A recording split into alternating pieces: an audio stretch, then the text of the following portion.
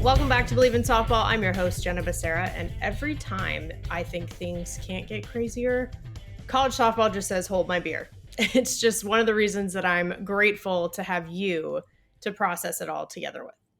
However you got here today, whether it was an audio podcast platform like Apple, Spotify, etc., or watching on YouTube, thank you. Subscribe and rate to the show wherever you get your pods. And follow us on Instagram and Twitter at Bleav in Softball. That's BLEAV. And there's still merch, people. Click the link in our bio on either of those pages or go to shop.bleav.com to purchase 3 shirts for you, covering our bases, safer out, and catch you soon. All right, let's go through today's batting order. First, we'll be covering our bases, share some updates and callouts from around the softball world. Then we'll head into today's interview with Jessi Warren, one of the faces of our sport. It's been a long time in the making to make this happen, so I'm thrilled. And then we'll end things with the foul tip of the week, where we share tips to help us get better. All right, let's go. Covering our bases. BetOnline continues to be your number one source for all your basketball wagering needs, including pro and college hoops throughout the year. With up-to-the-minute odds, stats, and trends, you can follow your favorite team's path to the playoffs with in-game live betting, contests, and all the best player props.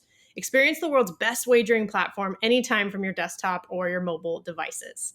Head to BetOnline today to become part of the team, and remember to use promo code BLEAV, that's BLEAV, for your 50% welcome bonus on your first deposit.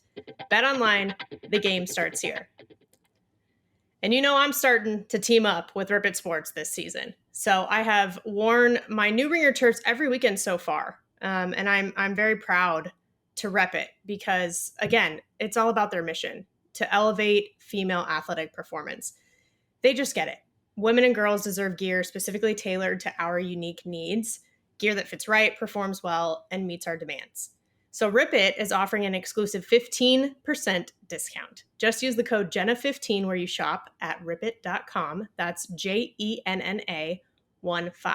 This is your chance to experience the same quality gear that helps so many women and girls excel. And the first weekend of broadcast for me this season definitely excelled as well. It exceeded my expectations.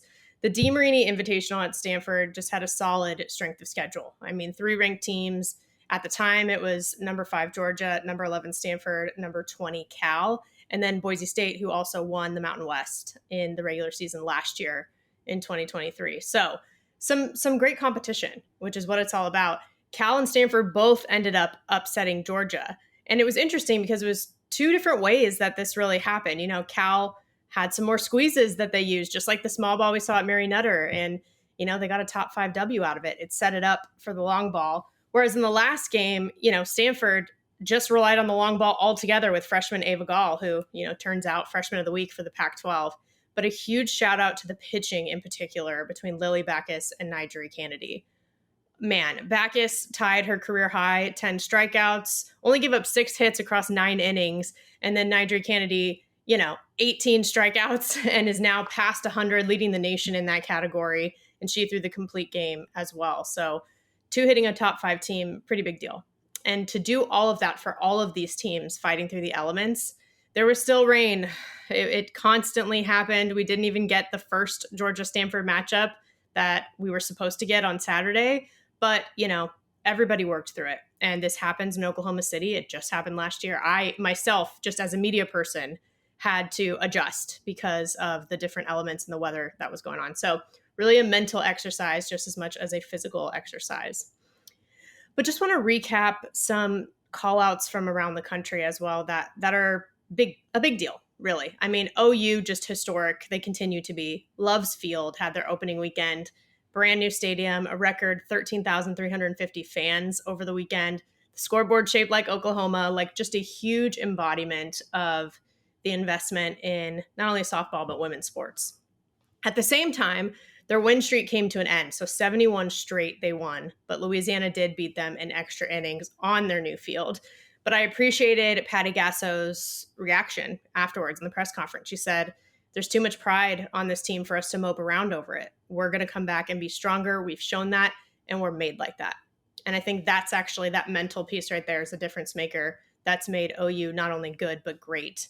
And we all remember what happened last year, right? With the top 25. I know it's split down the middle between the polls. Texas is now number 1, OU number 2, and the opposite still for a couple. But it happened last year. We got to let it play out. So we will see. I cannot wait for that Big 12 series. But then some teams outside the top 25 as it stands, other than Louisiana, because obviously that was huge what they did. But I think we should keep an eye on Oregon as well. And Pac-12 play starts this weekend. They start with Cal, who's doing really well, off to a great start, their best start in years. And then I think let's not forget about Utah too. Sarah Ladd threw a perfect game this past weekend, and a couple of good things in the works there as well for the Utes.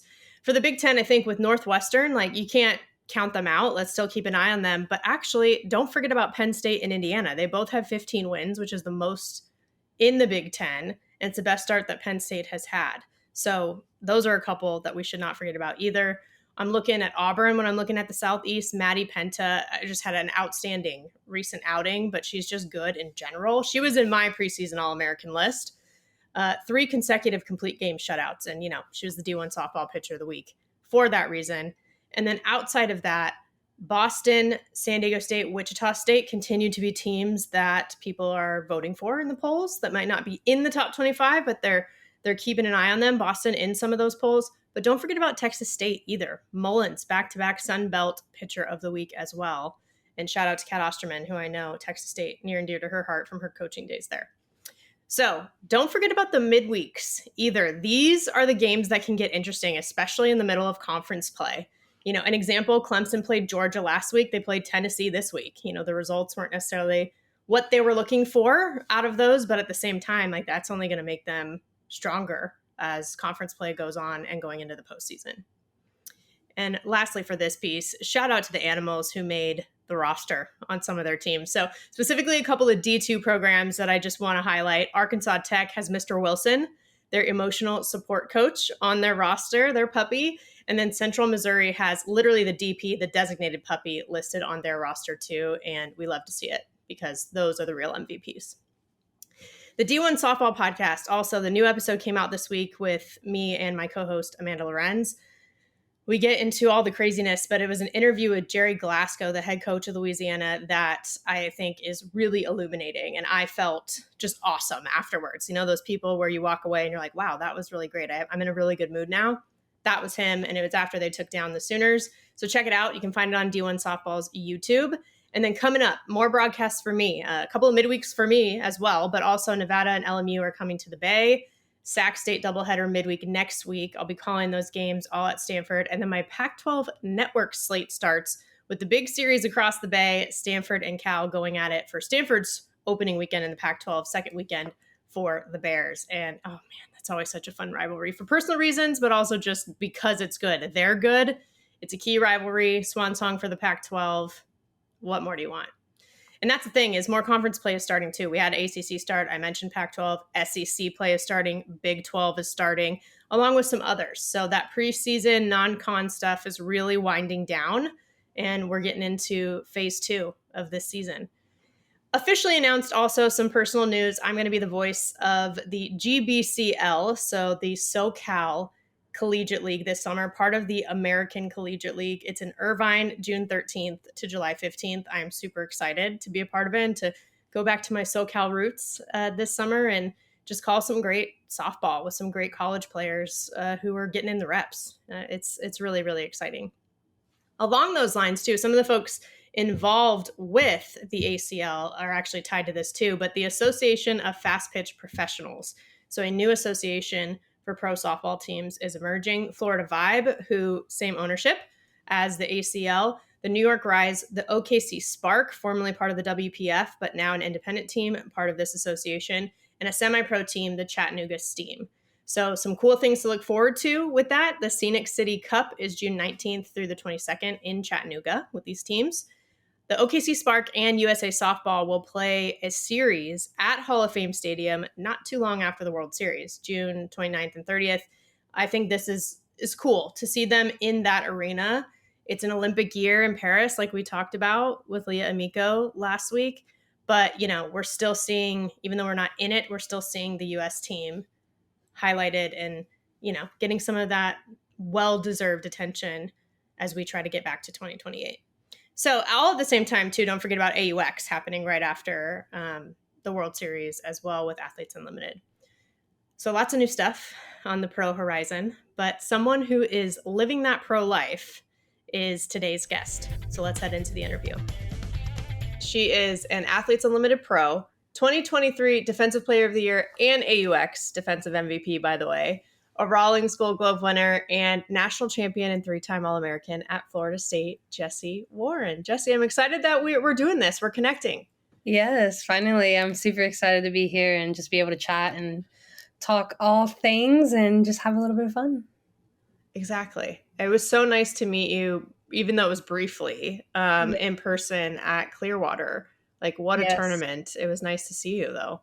Yeah, that was a great tournament. It's just crazy just to be able to watch such good talent and watch these girls compete. And it's sad at the same time because I miss it so much just being in uniform at FSU. But it's really cool to just see the impact that we previous players have on that program. And again, just watching such good softball and being able to be back in that environment is always great. Well, and the fact that you're from Tampa, like right near there, and now there's this huge tournament every year that not only you see in person, but right, like on ESPN and the coverage it gets. How cool is that? It's so cool. I really wish they would have had that tournament when I was there, but I actually got to play on the middle set of fields. So I grew up playing at that complex in travel ball, but Coach Alameda tried taking her seniors home every year. So in 2018, we actually got to play at Eddie Seymour, but we played in the middle fields where they do BP and stuff. But it was such a cool experience to be able to play with, like, in front of family and friends. And my mom brought all of her, she's like, she works at a rehabilitation center. She brought all her patients to come watch us play. But the fact that tournament is as huge as it is and just the short amount of time that it's been around, like, is phenomenal for the game of softball in general. Just the coverage that it has on the sport. You get postseason play in the beginning of season, which is always so fun. Like, everyone loves postseason softball. It's one of the best times of the year. So it's really cool to be able to see the game growing and the sport growing and continuing to head in the right direction for, the younger generation of girls that are watching those games and hopefully one day getting to play on those fields in those uniforms as well. So really cool. I would argue that people like you coming out and supporting, like alums of the programs playing, or just people who have been such a face of our sport, also adds a lot of support and value to that too. Because it wasn't just you, right? It's like some of your teammates, like Haley McClenny from Athletes Unlimited and others, were showing up and just supporting it. And I feel like that piece is also very important.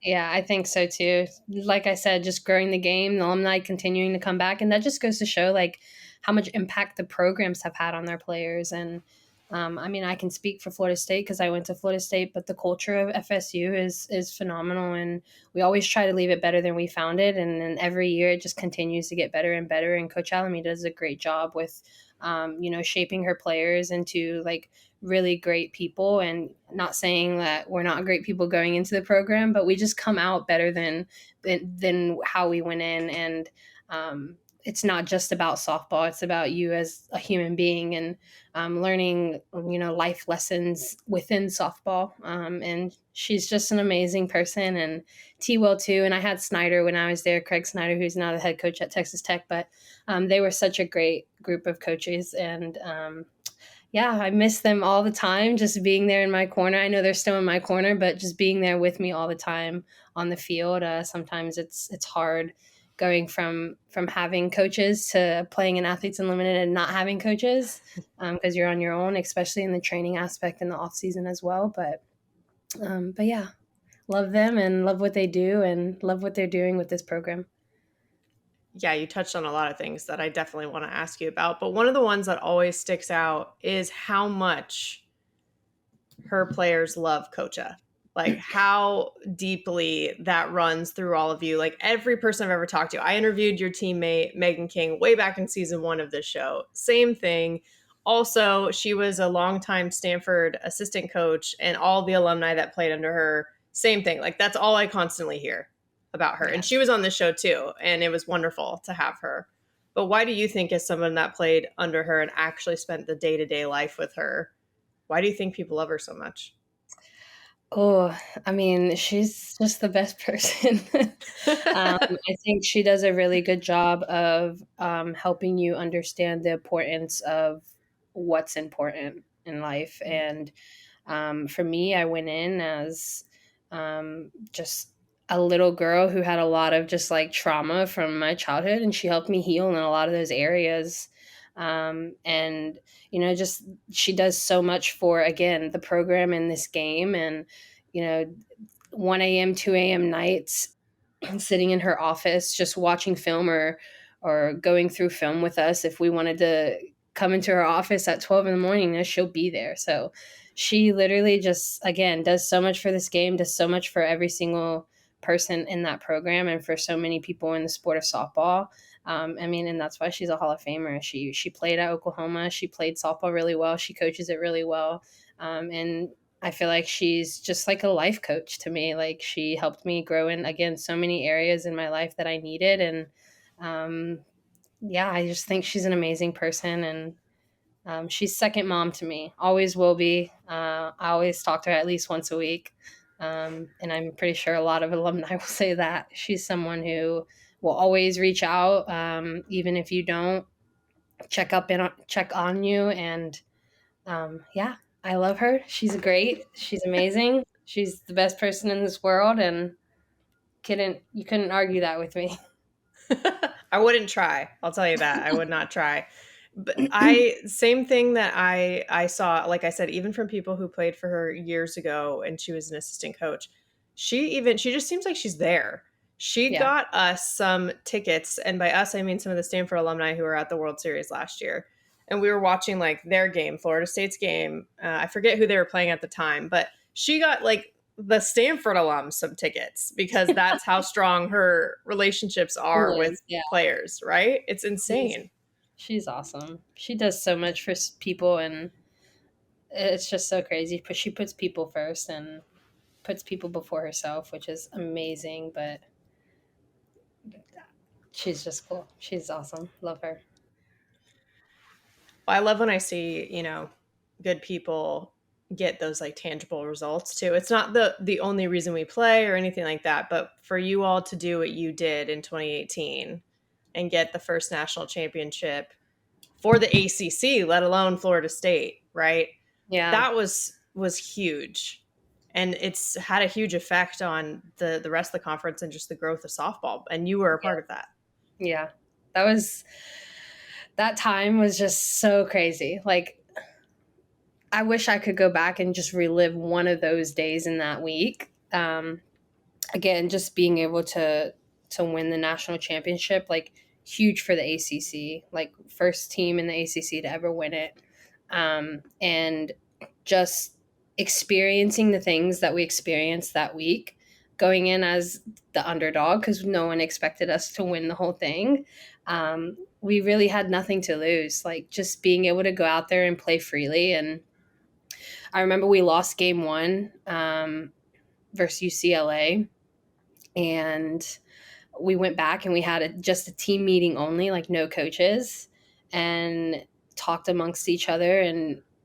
And really what was said was just like, we have nothing to lose. Like, no one believes that we're going to win this. So why not just go out and play freely, have fun, and like compete, just pitch by pitch, compete and see where it takes us. And that's exactly what we did. We just went out there. We competed pitch by pitch. We had each other's backs. And that year it was like, you guys, like we would play better when we were behind. So it was always like a running joke, like, hey, if they don't score on us, like, we're not going to win, so we need them to score some runs, type of thing. But no, that was such a fun time, and that was probably the most fun I've ever had playing softball in my whole entire life. And it started from the girls who were helping manage the team, our managers, all the way up to the people behind the scenes cutting up film, the people who were helping us during school, things like that. But such a great experience. I wish I could go back and relive. And yeah, that was such a fun time. So fun. Who wouldn't want to relive I that know, right? experience? I mean, it was just so fun to watch. And I feel like we see the highlight of your diving catch in the Women's College World Series every year in the montage. And I don't know if they'll ever get rid of it because it was just so emblematic of what the World Series is all about. And I love Yeah. that reminder every year. Yeah. That was such a great play. Just like reaction. I feel like that sums up my whole career. Like I was always known for like being a hitter in college, and people knew I was good on the defensive side, but I think that play like really brought out the competitiveness of my defensive side, and I took another I like took more pride in my defense from that point on. And I feel like defense is my game now. Like I love defense. I love, I could literally sit for an hour and just work glove work every single day. It's just so fun. It's so unique. Just how players can, work their glove, work their feet. But yeah, that play was a game changer.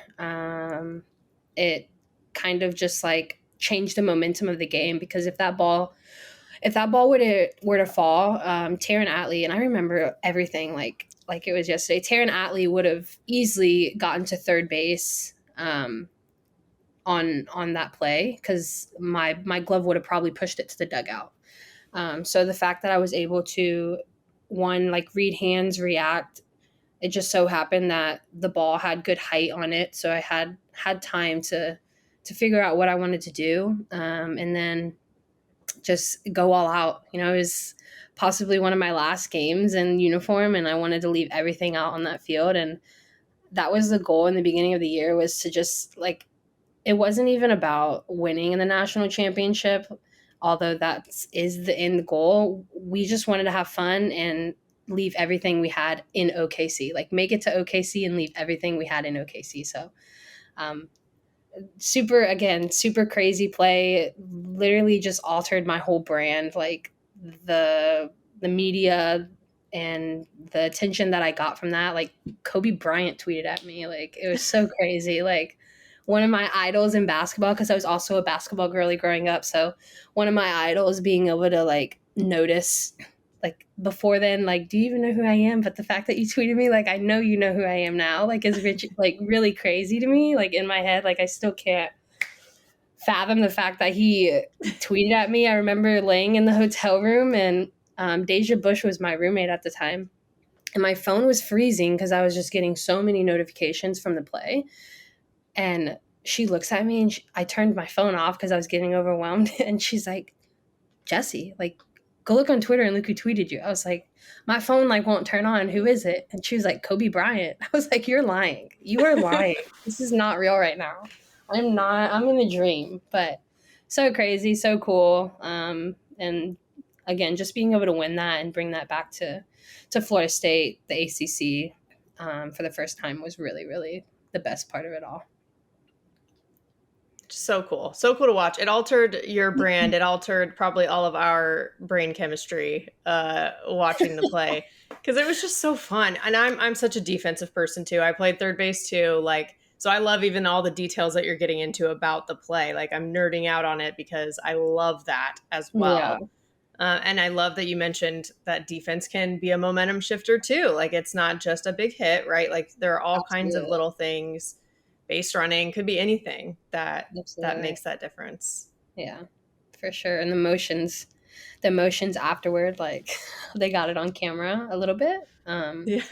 Like it was like I was like fueled, like I was crying, I was emotional. There was just so much going through my head. Like for a good like 2 to 3 seconds, like I don't remember after throwing and then like getting up and like high-fiving Callie.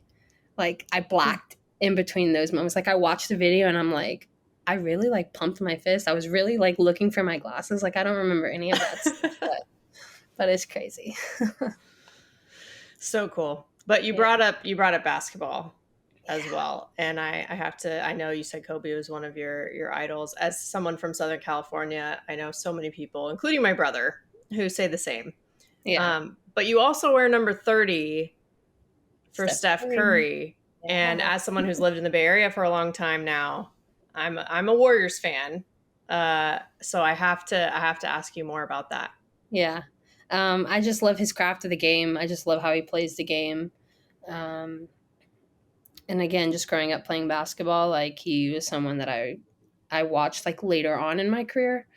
But yeah, he's a great athlete. So cool. Haven't got to meet him yet or talk to him or any of that, which hopefully one day I will. But yeah, he's cool people. I mean, I don't know him, but from what I see, he's like really cool people, and he has a great family. I love how he treats his kids, his wife, and again, just how he plays the game. He gives everything he has. He controls the game really well.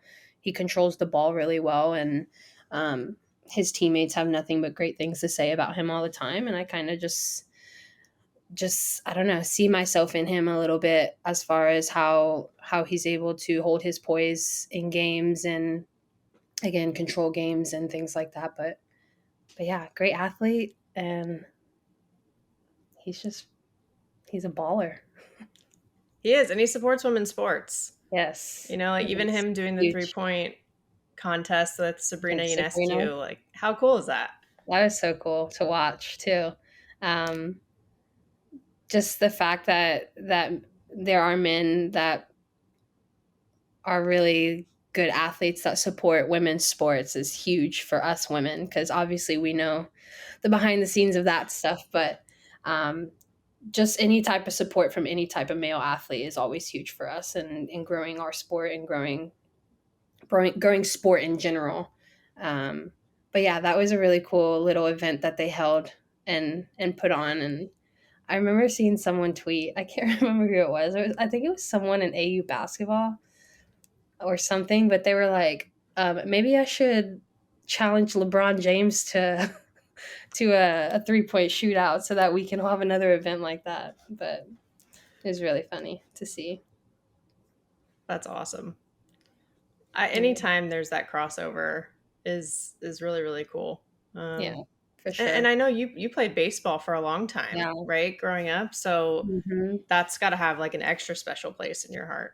Yeah, for sure. I think it fueled me a little bit more because I was kicked off my AAU team for being a female. So it was just like, damn, like I'm better than some of these guys out here. Like, why are you releasing me?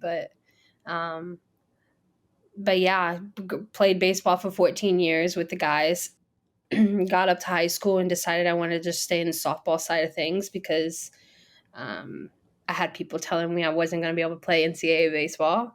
But I thank God every day that I did switch over to softball because the relationships that I built in the game and the connections that I have in the game, and obviously where I'm at now, like it was all worth it. Like being able to play softball in high school, travel ball, college, and now professionally, and continue to grow the game for the younger generation. I remember Coacha always used to say, like, you guys are like building the road or paving the road for the next generation of softball players to drive. So it's really cool to have that analogy and think about it. Like we're almost like I don't know if you've seen Cars, but Yep.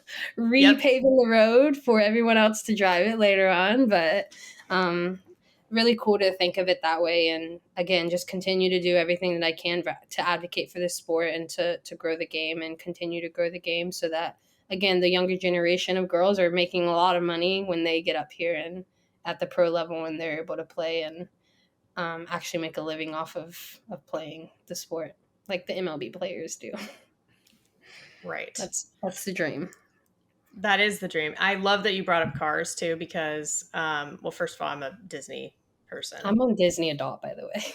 Are you? Okay. So are we talking like, yes, amazing. Literally in reach, Mickey. But are you Yes. the type of Disney adult that like goes to Disney World a lot, or is it more just like the actual movies and stuff that you're into? So if I could, I would, but just with time, I can't. I would Yeah. 100% get an annual pass and go almost every day. But I'm more of the movie Pixar and all of that.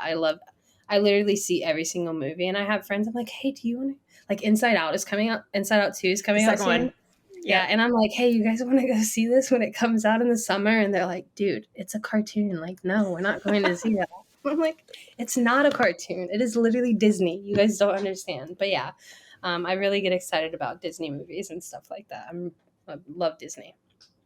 Same. And I'm more about the movies too. Like, again, I've actually never been to Disney World, but being from SoCal, Really? like, I know it's a Oh, travesty. It's a I love travesty. it. But because I'm from SoCal, I've been to Disneyland, right? Even grad night in high Yeah, school was at Disneyland, which was really cool. But I that's love cool. the movies. Like, it's too bad we live on opposite coasts I because know. I We would could go. go have little movie dates. Watch all the Disney movies. Seriously. That's funny. I never met Yeah. someone else that likes Disney, like the movies, like I do. Oh, yeah. Oh, yeah. Like my I don't know if you it might be funny to say, but I have to fall asleep with the TV on. So Hmm. like I go to like I put on a movie every night to watch it, but my like I call it my sleep movie is Moana. So I'll put on Moana every night to fall asleep. But That's a good crazy. one. Yeah. I put things on that I've seen a million times, right? So you're like, okay, well, I'm not like up waiting to see what happens next.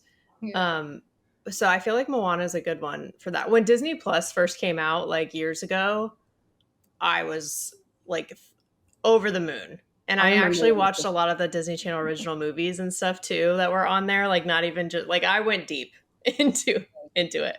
that's funny, but it's crazy because I was never a Disney girl. Like I was a Mm. Nickelodeon girl growing up. So I was like the Rocket Power, the Rugrats, like all Oh, those little cartoons. So the fact that like I'm a Disney girl now, I'm like, where did this come from? But I love it. well, the animation stuff has only gotten better, to be fair. Yeah, Although Nickelodeon also good.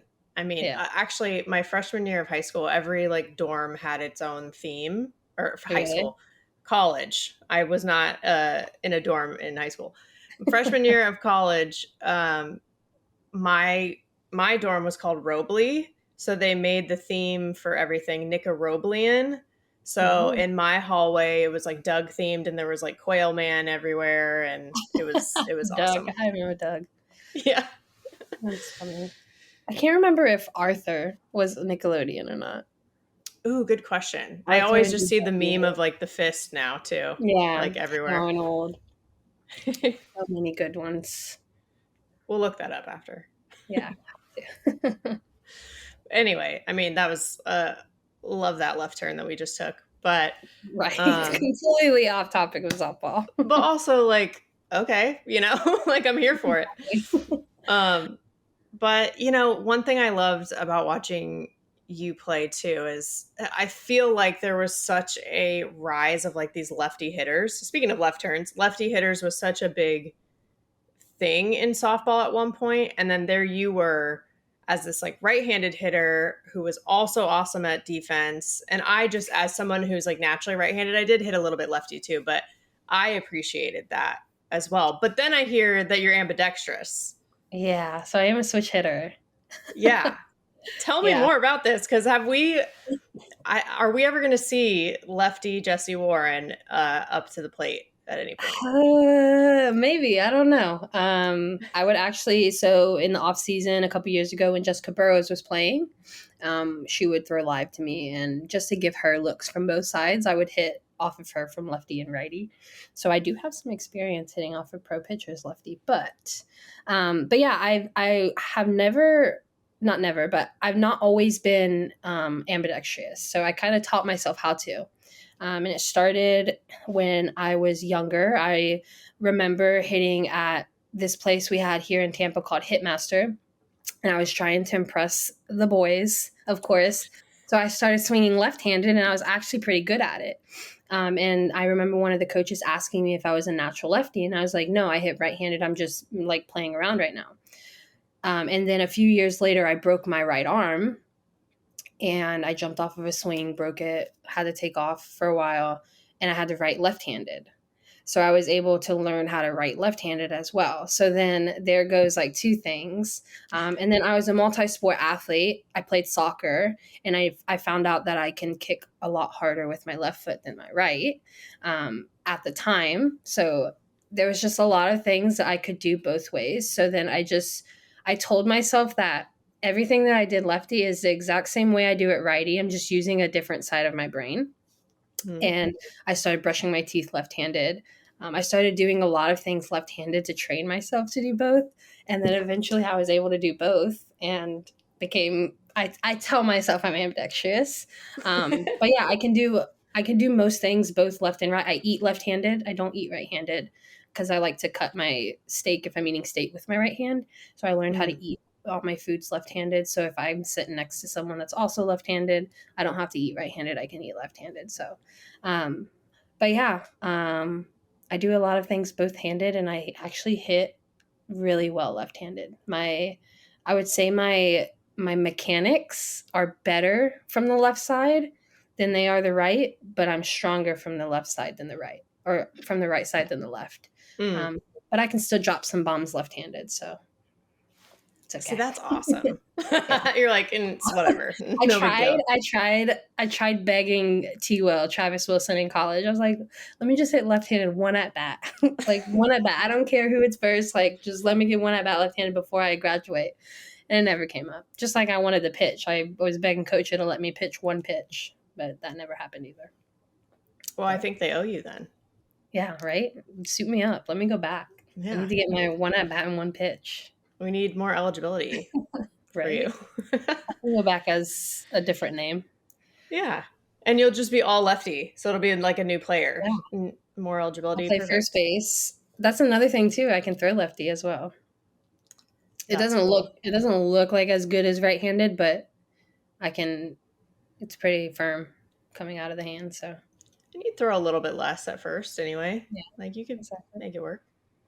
Yep. I like it. It's cool to me when people can do that. My dad I don't know if you could call him ambidextrous exactly, but it's sort of similar to you with some things. Like he throws right-handed, writes left-handed, eats left-handed, plays guitar right-handed. Like it's weird. So he doesn't do everything on both, but I would really be curious to like see if there's any like studies out there like that like compare like left side of the brain to right side, because I know your left side of the brain has a lot to do with one thing versus the right side, like creativity, like art, music, the stuff like that. So I'm curious if he does everything that's left-handed that has to do with certain categories of things versus the right-hand side. Like you say, he plays the guitar right-handed, so that would be like music stuff. Like what side of the brain does that like work type of thing? But that's so interesting. I never thought about it that way. Yeah. Because part of it is like, my grandpa also taught him guitar righty because that's how he played. Yeah. But then my uncle's like plays the bass right-handed, but he's a lefty too. So it's like similar sort of thing. Yeah. But my aunt used to hate it. My dad has told this story before because I think she was trying out for like the tennis team in high school or something. And she asked my dad if he would just like kind of hit some balls back and forth with her. And so he did, but instead of like doing forehands and backhands, he would just switch hands with the racket and hit it. And she would get so mad. She'd be like, you can't do that. And he's like, well, why not? I don't think it's a rule. Like, I think I'm allowed to do this. So. I see a lot of people do that in pickleball. Like just switch the hands, like not go to the backhand, just go. Interesting. I don't know if it's more efficient, but. Yeah. Are you a pickleball girl too? I'm not. I've never played. I've never even like touched the racket, but I know a lot of the girls in AU go to the gym and play during our season. So maybe I'll pick it up this summer. Get something new. I know it's a lot like tennis, if I'm not mistaken. Just like a smaller field of play, and there's like a area you're not allowed to go in, I think. But I don't really know the rules and all that. I don't either. I'm with you. I'm like, it's somewhere in between tennis and ping pong, right? Yeah, exactly. I don't know. All I know. Somewhere on there. Exactly. Yeah. Exactly. It seems like you guys do a lot of fun things in AU. Like you just mentioned pickleball. I've heard about like Margarita Monday, Yeah. before. Like, it just seems like such a fun time. It is such a fun time. They actually they do a lot of athlete outings for us, which is really nice. And obviously, I started in 2020, the COVID year, and that was just like a crazy year. But I think that was such a great year too for us at Athletes Unlimited, because I made some of my best friends like that year. Because we were forced to stay in a bubble, like we weren't allowed to. I mean, basically everything was shut down, so we weren't allowed to do anything. Um, so it really forced us to get to know each other like on a deeper level than just the surface level. And like Tori Vidalis is probably one of my like best friends in this whole entire world, and she was somebody that I met literally in the hallway of the hotel, which is crazy, because we would sit out. We weren't allowed to be in each other's rooms, so we would sit out in the hallway and play board games, or have dinner nights and stuff like that. But yeah, so the fact that they still like they get us out of the dome is really nice. So we went to see Barbie like as an athlete outing. That was one of our things, which was really cool. They gave us like these cute Barbie glasses and like these leis and like everything, and we all went together. And then we just have like end of the year stuff that we do, like little parties and stuff after the season completes. And a lot of the girls, we come up with our own stuff to do and go do our own thing. But yeah, Athletes Unlimited is great. I love it. I love how they treat us. I love what they do for this game, and um, they are amazing. And I will continue uh, to be a part of AU as long as my body allows me to be. But they're awesome. I feel like it shines through too when you all are mic'd up. Like, first of all, you being Yes, mic'd up at third base, like, respect, I feel like because anyone that's mic'd up, like the ball, like the game knows, and they like all balls are always coming to them. I remember when I was mic'd up one year. Um, I had, I think, three of the three outs. Like all three of the balls came to me, which is crazy. But it is a lot to like have to try to focus on questions like mid pitch, talking mid pitch and stuff. Like it takes a lot of focus to do that. But um, the girls do it so great. It's so cool to go back and like listen to all the things that they talk about and get to know them a little bit more than what I already do, because a lot of those questions are about the programs that they came from, their thoughts on their positions and like how they read balls or things like that. So it's cool to get some insight on outfielders, because I will never be an outfielder, and I give all outfielders that play softball all the props in the world, because when I'm running for a ball, my eyes are like moving, and I'll always drop it. It's like crazy, but I don't know how they do it. They're really cool people that do that. Um, but yeah, it's really cool to see the insight of their positions and their programs and their thoughts on the game and stuff like that. But it's really hard. I mean, you feeling that way, let alone like fans, right? Yeah, Like getting to totally. I'm like a fan of eavesdrop. my friends and teammates. Yeah, But I think yeah. that's the cool part, because everyone's a fan of everybody, and like everybody wants everyone to succeed and do so well. And I think that's what makes AU so great, is although we are competing against each other, we're also friends and teammates, and we just want each other to do well and be healthy and play the game that we all love, and we're all trying to grow together and advocate for. So again, it's really cool to be fans of my friends and again my teammates as well. I've always wondered, is it almost like less clicky because there's not set teams? Like, you're all kind of like doing your own thing, so therefore you're all just supporting each other and there's just less kind of grouping off. Everyone is like really close, and yeah, just being playing on different teams every year, we've got to create chemistry with each other, knowing that we might play with them the next week. So we only get 2 or 3 days of practice. That's an hour and a half to 2 hours long on the field. So being able to get to know your teammates and know them outside of softball is huge as well, because the more you know someone outside, it's a little bit easier to play with them when it comes to actual games. So, yeah, lots of friends, lots of laughs, lots of fun, and it's always such a great time, and it's something I look forward to every year.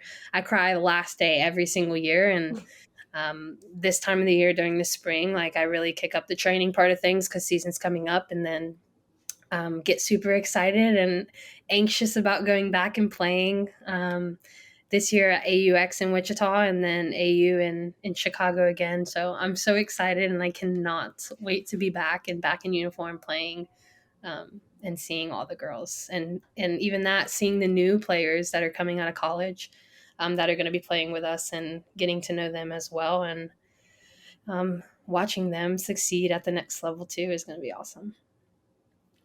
That transition isn't the easiest too. So I feel Yeah. like the fact that they have you all too coming right out of college is huge. And you've talked about it. You've actually been really open and shown a lot of vulnerability. You said it even earlier, like you miss the college days, right? But after your college career, it seems like you've grown a ton and you've shared a ton. Why is it Absolutely. important to you to share? I think just allowing the girls that are coming out of college to know kind of what they're going to see. So, like, college is a lot structure based. Like, you have people that are making the plans for you, telling you what to do, giving you a schedule at the beginning of the week. Here's your practice schedule. Here's what we're going to eat on the road. Here's where we're going to meet at this time, etc. Whereas when you get to the pro level, it's like, all right, figure it out. You need to create your own structure. You need to create your own schedule. Obviously, at AU, they do a really good job of giving us a schedule and giving us a template that has everything throughout the whole summer. So we don't know when we're going to practice until we're drafted that week for the team, but we get an idea of when we can schedule, our own training days, or we can schedule like recovery stuff like that outside of practices and things. So but outside of AU in the off season, it's like all on your own. So I have to figure out my training, what days I'm going to train, work it around my jobs.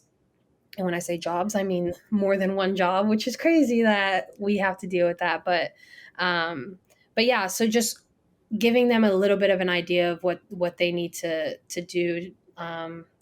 Just like when you're in high school, you have these college players telling you like, hey, prioritize time management, prioritize this, and this. Like same thing for them. Like they're in college, we're at the pro level.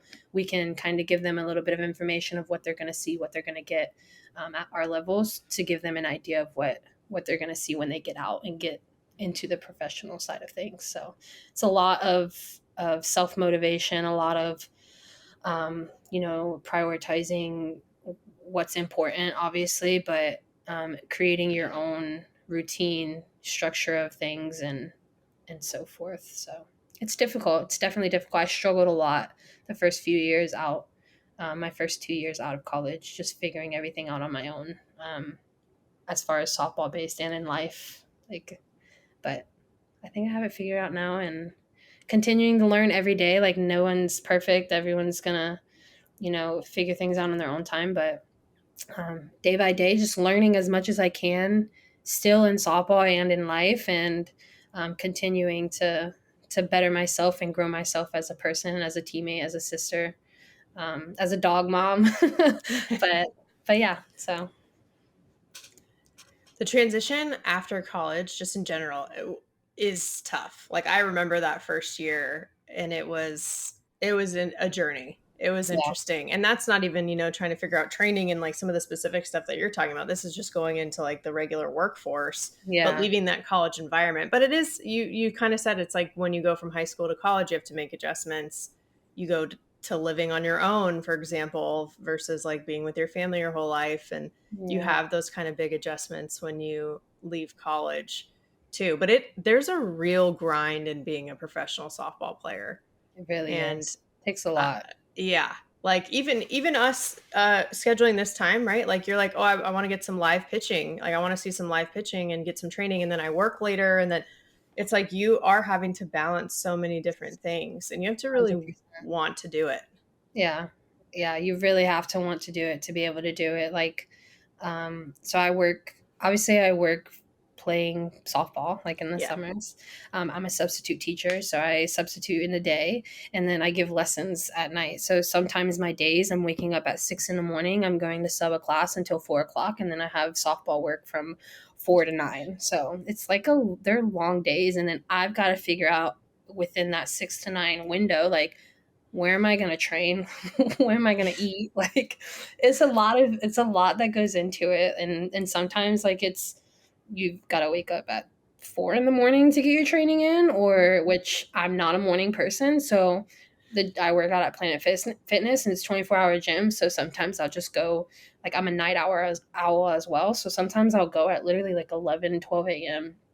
and go work out, get a quick workout in. But the hitting part is like the hard part because we're sporadic around the world, like around the US, and um, majority of my hitting sessions literally are off of a tee. Like there's no live, there's no front toss. Like it's 9 months of like tee work. So like Yeah. tedious mechanical tee work. And then whenever I do have the opportunity to have someone train with, like front toss, and if we have a machine, like lives involved. But um, it's really hard to find people. Like sometimes I'll have like high school pitchers throw live to me, but I won't like hit off of them. Um, just because of I just feel like the dangers that can come with that are a lot higher than just seeing the live. So just Yes. to be able to see ball moving, like I'll have them throw to me. Um, but yeah, so right now I'm actually training with Anna Marie Bruni, who played softball at USF, and she plays on the Texas Smoke and the WPF. But um, we've been training every day so far, and she's been such a help for me. Like last week I was struggling with a lot of stuff, and just being able to have someone to see what I'm struggling with, like as far as like hitting and mechanic stuff.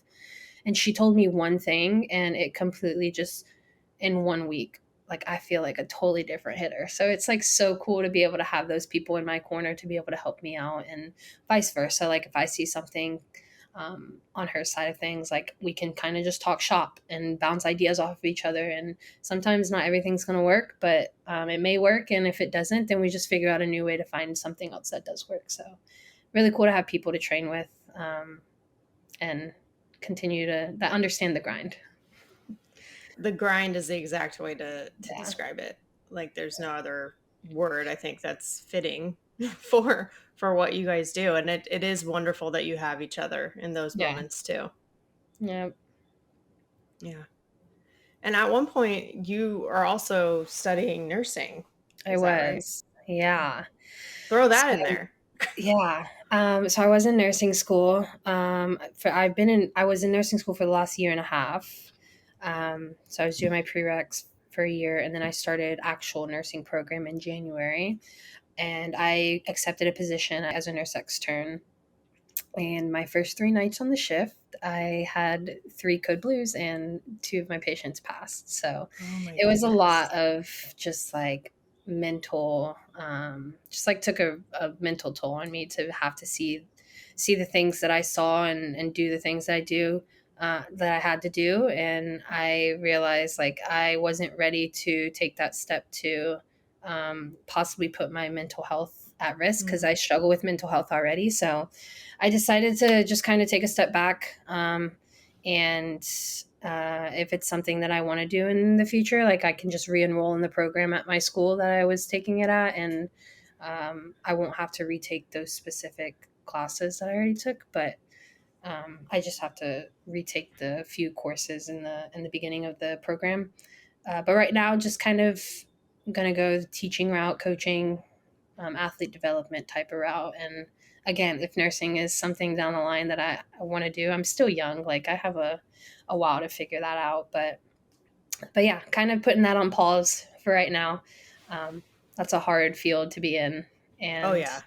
um, but yeah, so Honestly, even you sharing that and being vulnerable about that is, I think, important for young women, girls too, because it, I think we often forget that like sometimes we just need to try things. Not everything is going to be immediately exactly what we're supposed to do. Like everyone has a different path to 100%. things, and you have to be open to that, you know? I So have I think that's I important. have I have this screensaver on my phone, and it says if you want to succeed, you should strike out on new paths rather than travel the worn paths of accepted success. Like go Oof. out and try new things. Like it's okay if you fail. You just know like that might not be for you. So you're not going to figure out what you want to do in life if you just continue to do the thing you're comfortable with. Like make yourself uncomfortable and put yourself out there, and take risk and try new things, because you never know like what you don't like until you do. So that's what I've been trying to do the last couple years of my life. It's just I've been so softball based. Like everything's been softball, softball, softball my whole entire life, that I never really got to sit down and figure out like what I wanted to do with my life. Because when I was in college, like, yes, I was there to get an education and play softball at the same time. But I didn't really, like, with my learning disabilities, I wasn't able to really do what I wanted to do. Like, as far as like, figure out and go into a major that possibly could have taken me somewhere down, like in a good, like in a career. Mm. So I had to put myself into a major where I was able to excel in school but also play softball. So my degree isn't in technically what I possibly could have wanted it to be in. So from Mm. 18 to now, I've been kind of messing around with things, trying to figure out what it is I want to do now. And again, I'm 28. I still think I'm young. So I do too. I have some time.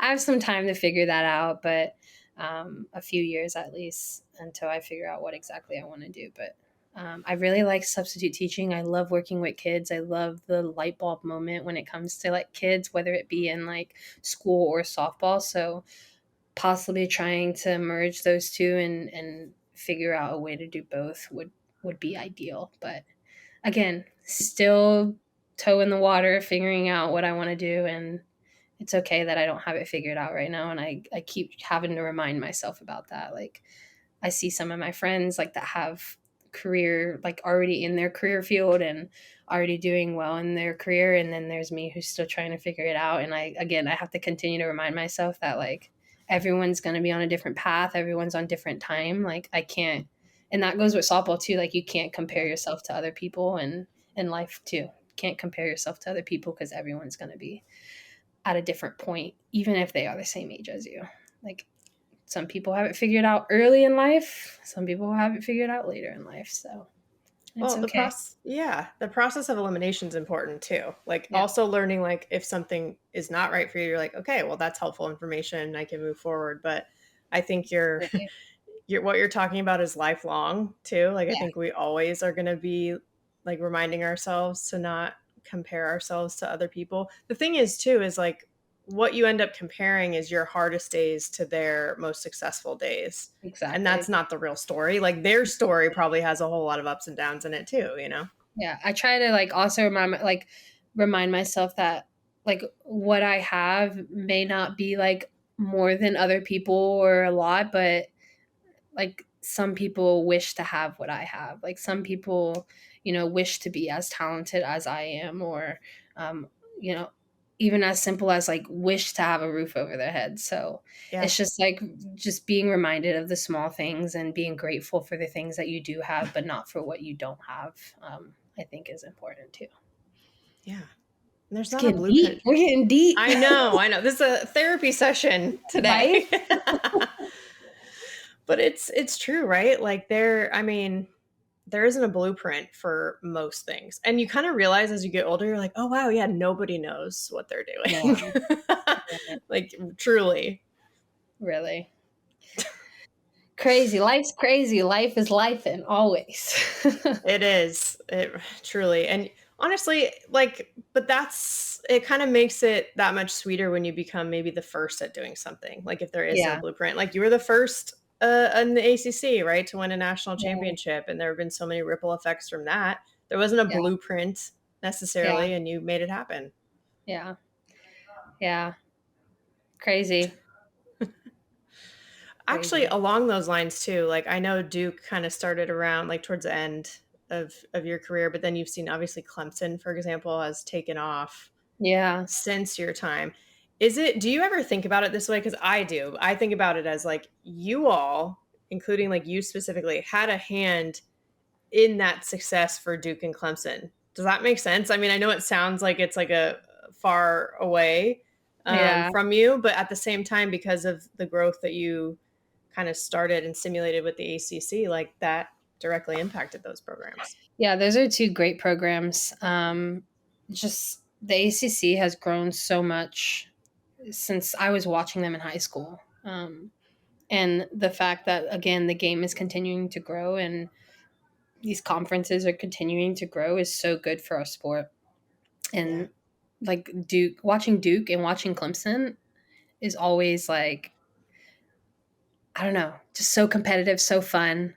I'm actually going up to FSU next weekend, I think, the 15th through the 17th, and Duke's going to be playing FSU. So I'm super excited for that series.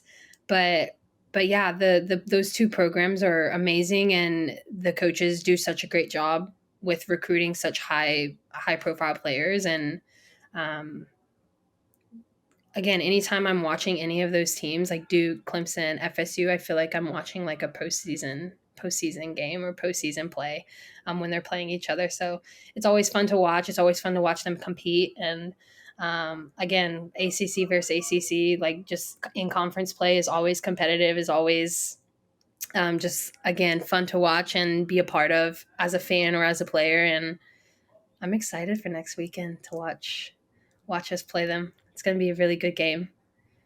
The best. And Yeah. I'm sure they're excited, like, again, for your support, right? For all the Yeah. alums and stuff. Like, that part of it is so huge. Yeah, they're honoring the 14 team, and I feel like that's the team that really like made things turn for that FSU program. That team was really cool. First time they went to the Women's College World Series that year, um, and just put FSU on the map. And like I just feel like since that year, like every year is grown and the program's grown. And I think we went in 16, we won in 18. They went in 19. COVID was 20. They went in 21. And then they went in 23. So it's like I don't know how many times that is, but that's a lot. That's a lot in the last 10 years. So Oh, um, for sure. again, programs continuing to grow, the sport is continuing to grow, and that's all we can ask for, is that this sport just continue to make its way in a positive direction and continue to head in the way that it's heading. Mm. Really cool that they're, obviously the 18 team is obvious to honor, right, with the national Yeah, championship, but to honor the steps that led up to that, because it's not like that came out of nowhere, I right? got Like, you needed goosebumps. that 14 team, Yeah, yeah, to get no, to they 18. like I was saying before, like leave it better than you found it, right? And Mhm. they did everything they could to leave that program better than they found it. And I feel like I said, that team was the team that really um, made way for the teams following to light that fuel in the beginning of season to want to get to OKC. Like they did it, like we can do it, like we're going to continue to do it, and the people that are coming after us are going to, fuel that fire even more for them and continue to try to make their way back to OKC, because that's the end goal, is to get to Of OKC and course. compete against some of the best teams in the NCAA. So um, but yeah, I'm sitting here thinking like, man, I just want to go back. I want to go back and play and compete in a super regional again. Like, I think the most, like, the best super regional was our dogfight versus LSU in 18. Mm, Like, we had like a 1 a.m. game. yeah. Like, we ended at like 1:20 something. Crazy, crazy. Yeah, even that, like the super regionals before, how that set you up to win, like there are Yeah, always stepping stones yeah. that lead to it. And I remember in 17, like we were projected to like win it all, and we went in and lost to LSU. And I remember that next week, like leading into like the Women's College World Series, like none of us could even watch the games. We were still so sick, like it was so bad. But leading into the fall, I remember printing everyone a picture of LSU dogpiling on our field and hung it in everyone's locker. And like Mm, some of the girls took it down because they couldn't fathom just like remembering, but yeah, a lot of us kept it in our lockers, and that really fueled us. Just like, and then we got to play them again in 18, and it was like, yeah, this is the year. Like this is the year. And that series was amazing. Like LSU is such a great program, and I remember Carly Hoover like on the mound. She's a dog, man. Like she's crazy good, and I was always shaking in my boots facing her. But um But yeah, so fun. Man, you're really taking me back too, because there were a couple, and the listeners in the show are going to be like, "We know, Jenna, you've said this before," but there were a couple times we went to super regionals. We were 1 out away from going to the World Series 2 different years, and we ended up Really? losing. One was to Arizona my freshman year, the other was to Alabama my junior year.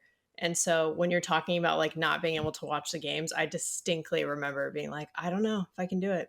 I don't know, like Yeah. if we can watch. Like I want to support softball, of course, but also like it's too fresh, you If know? I'm gonna guess that Oklahoma won in 17 because they win almost every year. But I don't even remember who was in the 17 World Series Mm, because other than LSU because they beat us, but and right. Oklahoma. Um, but yeah, I don't even think I watched one game that year Yeah. in postseason. But Yeah.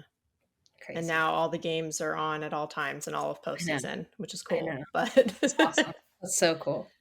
So yeah, cool. man. Well, this has been awesome. I mean, I feel like fired up talking about softball with you, and then also I'm like gonna go kind of play at in a game right peace. now. Yeah, right. I'm ready to go play, but I'm also like really calm after our therapy session. Also, I needed that session. yeah, we all need that sometimes.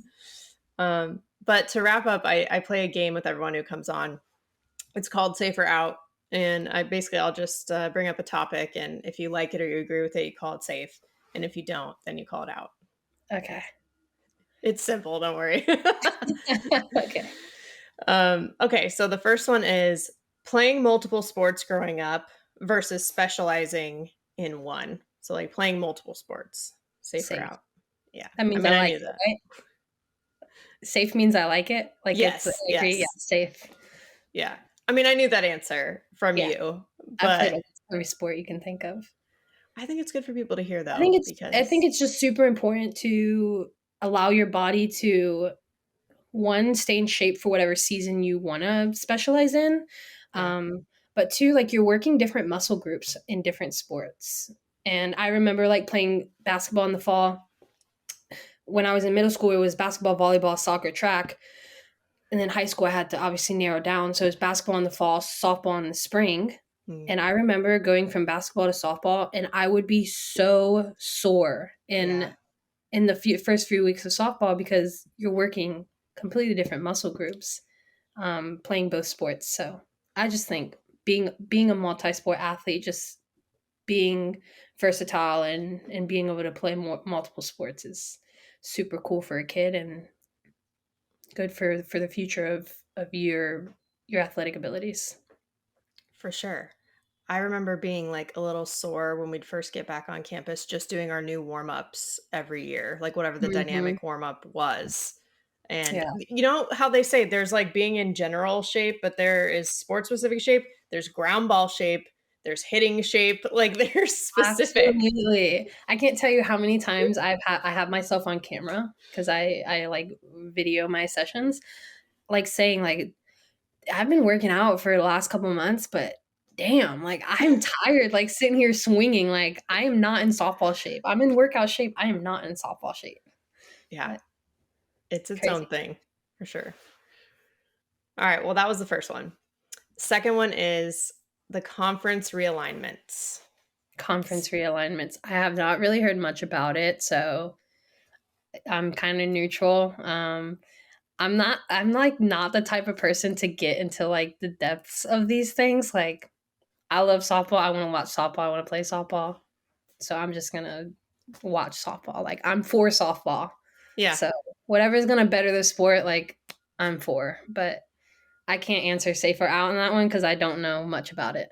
Yeah. Well, Stanford and Cal, who I cover extensively throughout the year, are obviously going to be playing like the FSUs and the Clemsons and the Dukes. So I'm excited. They're going to the ACC. They are. Yeah. Interesting. Yeah, exactly. Interesting. Maybe that'll answer my question. Interesting. Yeah. But maybe I'll get to see, people like you through that Yeah, whole process too. that's a long flight. It is. There's a lot of logistics for sure, but we'll see how it goes. See, All right. The last one is bat flips. Safer I'm out. a I'm an out on that one. I I bat flipped one time in college and I got my butt reamed. Um, I mean, but if that's your thing, like that's your thing. Like, I don't know. I just don't see pitchers like, I mean, some pitchers will ball flip or something if like they make a cool out or something, but you don't see pitchers like doing backflips after strikeouts and stuff. So I don't know. I just respect the game. Like, not Yeah. saying that's not respecting the game, but just respect the game. And if you feel that respects the game, then that's your opinion. But Yeah. no, I wouldn't bat flip. I'm an out. Yeah. Well, I mean, it can be out for you, but you're not saying everyone else has to Exactly. feel that way. Yeah, Exactly. that's totally fair. For me, it's an out. Other people, if it's safe for you, cool. Yeah. I respect your opinion. Yeah. Makes But sense. yeah. Yeah, makes sense. Well, thank you again for this. This was super fun. I hope Um, you had fun too. I had such Um, fun. That was such a good little talk. Good. I'm glad. And now I'm gonna let you go get that live pitching and get I that know. training I'm in. excited. I'm about to leave in probably like 10 minutes Yeah, for the perfect. I'm job. glad we gave you enough time to get there on time. So Yes. Perfect. well, thank you again, Jessi. Of course. Thank you for having me. I'm so glad we got to have Jessi on the show. I mean, I finally met her in person, finally had her on here, and it's just a good start to the season for us, even though we're starting to be well into the season. But I especially appreciate how open she is, refreshing and motivating at the same time is how I would describe it. So with that, let's transition to the foul tip of the week. This week's foul tip is about taking a step back, something I had to remind myself of recently. And one thing that stood out to me while talking with Jessi is how sometimes, we have to give ourselves space and grace to figure things out. She talked about it with her post-college path and her career interests that she has alongside softball and how she's still figuring it out. And I could relate to that. I don't know if we ever totally 100% figure it out. I think it's a lifelong thing. And I think it's easy, though, for us to get lost in our tunnel vision for what we think we're supposed to be doing, or for us to get impatient because, we want to be the finished product version of ourselves already, but it does take time. My friend Kate Scott actually talked about this recently, and it really hit home too. She's the voice of the 76ers. I've mentioned her before.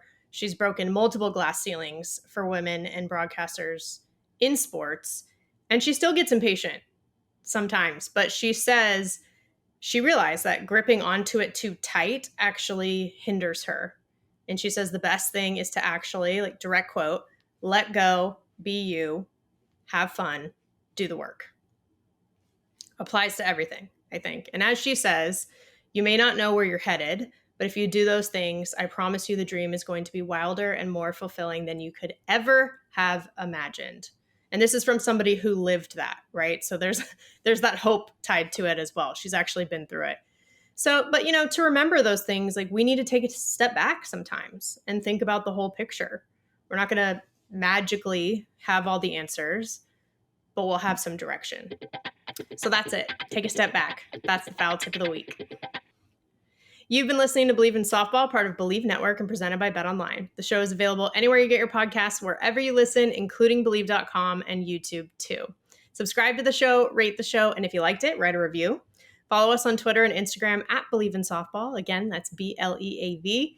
You can reach out to me personally on Twitter at JennaBecerra01 and Instagram at JennaBecerra as well. As always, thank you for tuning in, and catch you soon.